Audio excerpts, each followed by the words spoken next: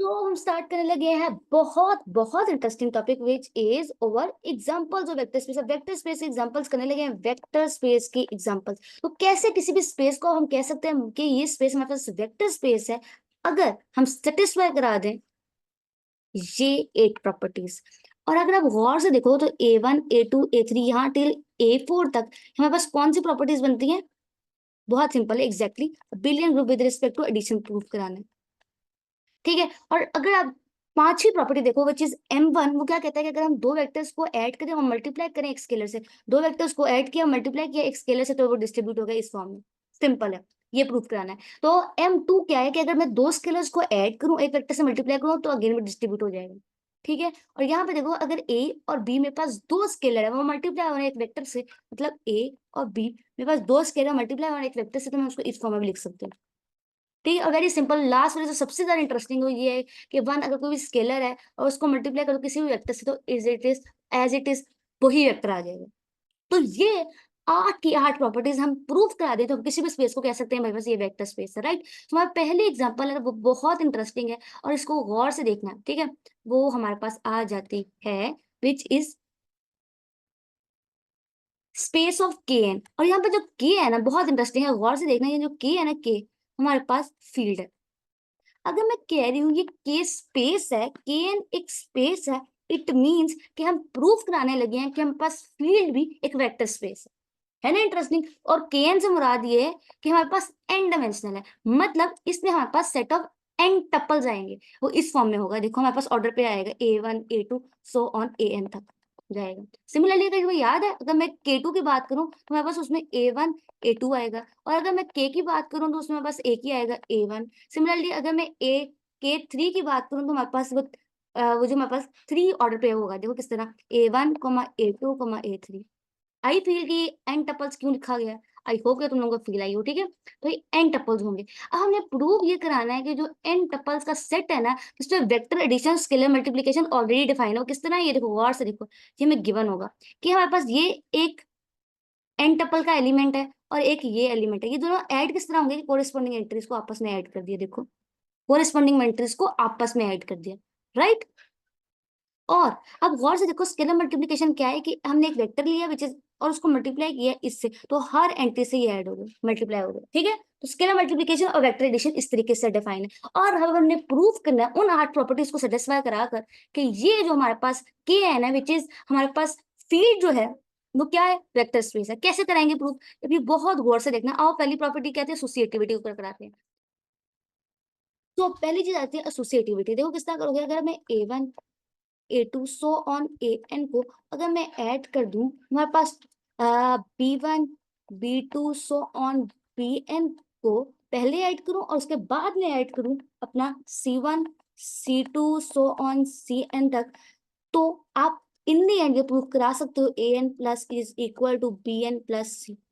ये आप easily proof करा सकते हो बिकॉज अगर गौर से देखो, आप गौर से देखो, आई हैव किल्लत ऑफ जगह जाती है, इस बारे में आपसे कम कर सकती हूँ। तो आप क्या करना है, इसको इससे ऐड करना है कोरिस्पोंडिंग एंट्रीज को, इसको इससे ऐड करना है। A1 में A1 ऐड करना, A1 में B1 ऐड करना है, A2 में B2 ऐड करना है और सो ऑन AN में BN ऐड करना। और C में सिमिलरली जब मैंने कहा है ना B में ऐड करो C, तो इतने करना है C1 में ऐड करना है B1, C2 में ऐड करना है B2 और सो ऑन CN में ऐड करना है BN। तो आप इस तरीके से एसोसिएटिविटी प्रॉपर्टी को सेटिस्फाई करा दोगे, राइट। अब बची दूसरी प्रॉपर्टी विच इज ओवर क्या है भाई? Identity property. आइडेंटिटी प्रॉपर्टी को किसने सेटिस्फाई कराओगे? तो याद रखना क्योंकि ये फील्ड है और फील्ड में जीरो वेक्टर भी होता है, जीरो भी फील्ड से बिलोंग करता है, तो जीरो टप्पल भी होगा। तो जीरो टप्पल क्योंकि बिलोंग कर गया, ये जीरो टप्पल बिलोंग कर गया, दैट इज वाई हमारे पास आइडेंटिटी वाली प्रॉपर्टी भी हुई सेटिस्फाई। ये देखो ये वाली बात, राइट। बात समझ आई होगी क्योंकि हमने फील्ड लिया है और फील्ड में जीरो टप्पल भी होगा, यकीन करो होगा। तो दैट इज वाई आइडेंटिटी वाली प्रॉपर्टी भी हुई सेटिस्फाई, तो ये आइडेंटिटी भी हुई, ठीक है। अब आ जाओ नेगेटिव। हर अगर -1 क्योंकि हमारे फील्ड से बिलोंग करता है, अगर -1 बिलोंग करता है तो अगर मैं उसको A1 A2 so on AN से मल्टीप्लाई कर दूंगी तो मेरे पास नेगेटिव भी आ जाएगा। इट मींस दैट क्योंकि -1 मेरे फील्ड से बिलोंग करता है तो हर टप्पल का नेगेटिव टप्पल भी होगा। इस मींस दैट इनवर्स भी बिलोंग करेगा। एसोसिएटिविटी, आइडेंटिटी और इनवर्स में मिल गया। अब क्यूबिडिटी में मिल जाएगी, बहुत आसान है। वो भी आप लोग फील करके कि कैसे मिलेगी। एक सेकंड को, पहले तो यहाँ से हमारा एक प्रॉब्लम है which is this, I guess हमारा प्रॉब्लम रिजॉल्व हो चुका है। ठीक है, अब आ जाओ किस तरह, अब आई थी हमारे पास चौथी चीज विच इज कॉल्ड, अभी भी बहुत जरा हार्ड आ रहा है, एक सेकंड को, बहुत बड़ा लिखा जा रहा है, इसको थोड़ा सा छोटा करेंगे, आई गेस के सही है। ठीक है, A1 चौथी प्रॉपर्टी क्या है कि अगर मैं A1 में ऐड करूँ B1 सो और A2 में ऐड करूँ B2, मैं क्या कर रही हूँ, क्यूमुलेटिव प्रॉपर्टी प्रूव करा रही हूँ। ठीक है, क्या क्यूमुलेटिव प्रॉपर्टी थी कि ए में ऐड करो बी को या बी को ए में ऐड करो, दोनों इक्वल होते हैं, क्यूमुलेटिव प्रॉपर्टी ये कहती थी। और मेरे क्योंकि मेरे पास एसोसिएटिव भी है, आइडेंटिटी भी है, इनवर्स भी है, और ये चौथी प्रॉपर्टी भी आ जाएगी, तो मैं कहूंगी कि ये विद रिस्पेक्ट टू एडिशन क्या होगा, बिलियन ग्रुप, मैं ये करने लगी। तो देखो सो ऑन, मेरे पास बात जाती है A1 को B n को ऐड करने में AN की, तो ये इक्वल है किसके, अगर मैं B1 को भी ऐड कर दूं A1 में, या मैं B2 को भी ऐड कर दूं A2 में, सो ऑन में अगर BN को भी ऐड कर दूं AN, तो यहां से हमारे पास बिलियन ग्रुप भी निकल कर आ गया। हो गई चार प्रॉपर्टीज प्रूफ।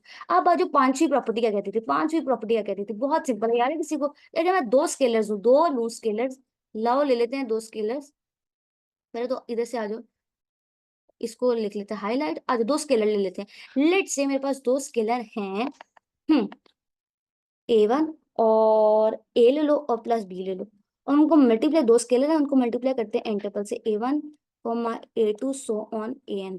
तो किस तरह होगा, बहुत आसान है कि ये देखो इस तरह आ जाएगा, A1 A A2 so on AN plus B है यहाँ पे, हाँ B A1 B A2 so on BAN, क्या हुआ, डिस्ट्रीब्यूट हो गई। ये देखो गौर से मैं दिखाती हूँ कलर चेंज करके, ये देखो मेरे पास दो स्केलर्स थे वो ऐड हो गया, तो मैंने एक स्केलर से इससे मल्टीप्लाई किया पूरे टप्पल से, और उसको इसके मल्टीप्लाई किया पूरे टप्पल से।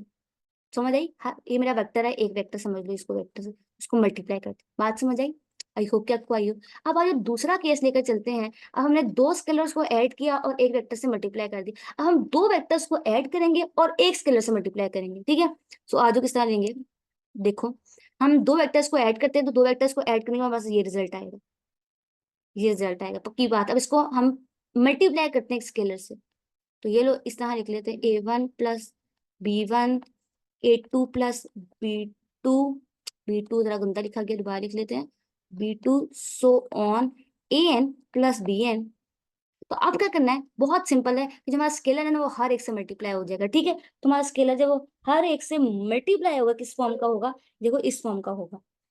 ठीक है, ठीक है, ठीक है, देखो किसने, अच्छा मल्टीप्लाई होने के बाद ना ये देखो ऐसे होगा, A1 के साथ जाएगा, A2 के साथ जाएगा, सो ऑन के AN के साथ जाएगा, और ऐड होगा हमारे पास के B1 प्लस के B2 सो ऑन के BN।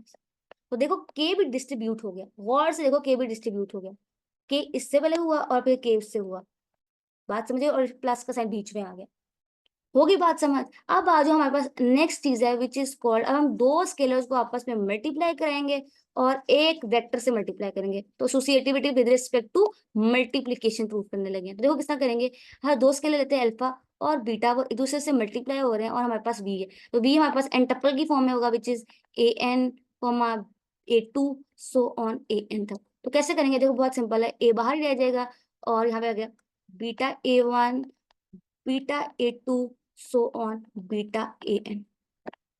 होगी पांचवी प्रॉपर्टी भी सेटिस्फाई, पांचवी नहीं बल्कि ये हमारे पास कौन सी भी बनती है, सेकंड लास्ट प्रॉपर्टी है, राइट। सो सेकंड लास्ट के बाद हमारे पास नेक्स्ट प्रॉपर्टी क्या है, वो बहुत इजी है, सबसे फेमस है कि वन को मल्टीप्लाई करेंगे अपने टप्पल से, तो एज इट इज हमारे टप्पल आ गए। तो हमने इस तरीके से, आपने गौर से देखना है कि हमने इस तमाम प्रॉपर्टीज को सेटिस्फाई करा दिया और हमने प्रूफ करा दिया कि हमारे पास के एन है विच इज हमारे पास फील्ड है ना, वो एक वेक्टर स्पेस है। ठीक है, अब हमने ना अगली जो एग्जांपल्स करनी है ना, पोलिनोमियल स्पेस है और बाकी स्पेसेस है, फंक्शंस पे, इन सब में भी हम सारी प्रॉपर्टीज को सेटिस्फाई करेंगे। आप लोगों को देखो, मैं आपको एक एडवाइस करूंगी कि आप एक जो एग्जांपल है उसके लिए सारी प्रॉपर्टीज को सेटिस्फाई करा लो, इट्स बेटर। लेकिन अगर आप ना भी कराओ तो खैर है, क्योंकि इन एग्जांपल्स को ना, ये जो हमने एग्जांपल्स वेक्टर स्पेस की आज करनी है, इनका फर्दर यूज है अगली अगले क्वेश्चंस में, ये खुद बहुत कम आती हैं। ठीक है, लेकिन इनका फर्दर यूज है, इसलिए इट्स वेरी इंपॉर्टेंट कि आप कर लो, तो आपके हक में बेहतर रहेगा। सो माय नेक्स्ट एग्जांपल है विच इज पोलिनोमियल स्पेस। अब पोलिनोमियल स्पेस से मतलब ये है कि हमारे पास अगर सेट ऑफ ऑल पोलिनोमियल्स है ना, सेट ऑफ ऑल पोलिनोमियल्स, वो भी एक क्या है, वेक्टर स्पेस है। लेकिन यहाँ पे एक बात समझने की हुई है कि अगर पी एंड जो ना पी ऑफ टी वो set of all real polynomials है। अब रियल पॉलिनोमियल्स का क्या मतलब है भाई? इसका मतलब है कि जिसमें जितनी भी कोफिशिएंट है ना, कोफिशिएंट, ये कोफिशिएंट, ये कोफिशिएंट, कोफिशिएंट, कोफिशिएंट, ये सारे फील्ड से बिलोंग करते हैं। और मैंने बताया था फील्ड या तो रैशनल नंबर होंगे, या तो कॉम्प्लेक्स नंबर होंगे, या तो रियल नंबर होंगे। तो इस केस में क्योंकि ये सेट ऑफ रियल पॉलिनोमियल है, तो फील्ड यहाँ पर रियल नंबर, इट मीन्स कि इसमें सारे के सारे कोफिशिएंट क्या होंगे? रियल नंबर्स होंगे। बात समझ आई कि नहीं? आई बात समझ? आई होप कि आपको आई हो। ठीक है। आज इस पर वेक्टर एडिशन स्केलर मल्टीप्लिकेशन इस तरह के डिफाइन है कि अगर मैं दो स्केलर्स को, अगर दो पॉलिनोमियल्स को ऐड करूं तो भी मेरे set of polynomial P T space से वो जाएगा। सिमिलरली अगर मैं किसी भी स्केलर से अपने मल्टीप्लाई करूं अपने किसी एक पॉलिनोमियल को, तो भी मेरे वो सेट ऑफ पॉलिनोमियल इस स्पेस में ही जाएगा, बाहर नहीं जाएगा। बात समझ आई? और अब देखो, आ, और जीरो पॉलिनोमियल भी होगा। जीरो पॉलिनोमियल भी होता है। क्यों जीरो पॉलिनोमियल होता है? क्योंकि जीरो एक रियल नंबर है। तो अगर मैं जीरो से, मैंने कहा ना, अगर मैं किसी स्केलर से मल्टीप्लाई कर दूं अपने पूरे के पूरे पॉलिनोमियल को, तो भी वो मेरे पीटी स्पेस यानी कि set of all the real polynomial में ही जाता है। तो यहाँ पे अगर मैं स्केलर, क्योंकि मेरे पास, मैंने कहा फील्ड में रियल नंबर ले रही हूँ और जीरो एक रियल नंबर है, जीरो नंबर से मैं पूरे पूरे के पूरे पॉलिनोमियल को मल्टीप्लाई कर दूं, तो इट मीन्स कि एक जीरो पॉलिनोमियल भी मेरे इस सेट से बिलोंग करेगा। सिमिलरली अगर मैं स्केलर -1 ले लूं, तो मैं माइनस के साथ मल्टीप्लाई करूँ, तो मेरी सारी एंट्रीज जो होंगी ना मेरी पोलिनोमियल की, वो नेगेटिव हो जाएंगी। इट मीन्स मेरे पास इनवर्स भी बिलोंग कर है। सिमिलरली अब यहाँ पे उन्होंने ये देखो, इसमें उन्होंने कहा है कि अगर मैं दो पोलिनोमियल को ऐड करूँ, पी और टी को ऐड करूँ क्यू और टी में, तो भी बिलोंग करेगा मेरे सेट ऑफ पोलिनोमियल्स। इसी तरह अगर मैं, एक सेकंड पहले तो मैं यहाँ क्यू लिखना चाहती हूँ, अगर मैं पी को क्यू में ऐड करूं तो भी पीटी में जा रहा है, तो इसी तरह मैं अगर क्यू को पी में ऐड करूंगी तो भी वो मेरे सेट ऑफ पॉलिनोमियल में जाएगा। इट मीन्स कि इसमें एसोसिएटिव प्रॉपर्टी भी होल्ड कर रही है। सिमिलरली अब मैं अगर दो स्केलर्स को ऐड करूं, मल्टीप्लाई करूं एक पॉलिनोमियल से, एक पॉलिनोमियल से, तो वो डिस्ट्रीब्यूट हो जाएगा। सिमिलरली अगर मैं दो पॉलिनोमियल को ऐड करूं और एक स्केलर से मल्टीप्लाई करूं, तो भी डिस्ट्रीब्यूट हो जाएगा। सिमिलरली अगर मैं दो स्केलर्स को मल्टीप्लाई हो रही हूँ और उनको एक हमारे पास पोलिनोमियल से मल्टीप्लाई करूं, तो भी वो अल्फा बीटा पी आ जाएगा।